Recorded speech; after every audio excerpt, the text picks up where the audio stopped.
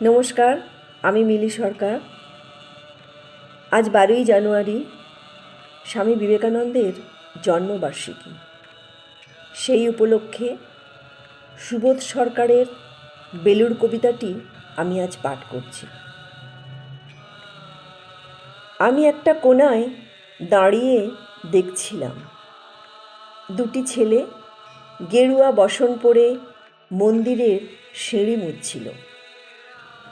এত মন দিয়ে আমি কাউকে সিঁড়ি মুছতে দেখিনি। এত ভালোবাসা দিয়ে আমি কাউকে সিঁড়ির ধুলো তুলতে দেখিনি। সিঁড়ি নয়, যেন জননীর ত্বক থেকে ধুলো তুলছিল।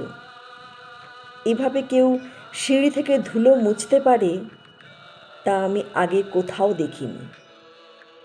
স্থিতপ্রজ্ঞ মহারাজকে জিজ্ঞাসা করলাম, মহারাজ, ছেলে দুটি কে?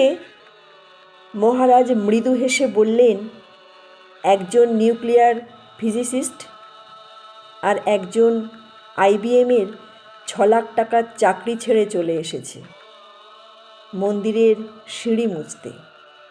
যে সিঁড়ি দিয়ে মানুষ ওপরে ওঠে তা যেন পরিষ্কার হয়। মহারাজ চলে গেছেন। সন্ধ্যা নেমে আসছে গঙ্গায়।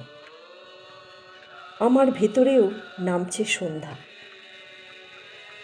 সারা পৃথিবীতে এত সিঁড়ি, সিঁড়িতে সিঁড়িতে এত দাগ, এত ক্রোধ, এত অপমান।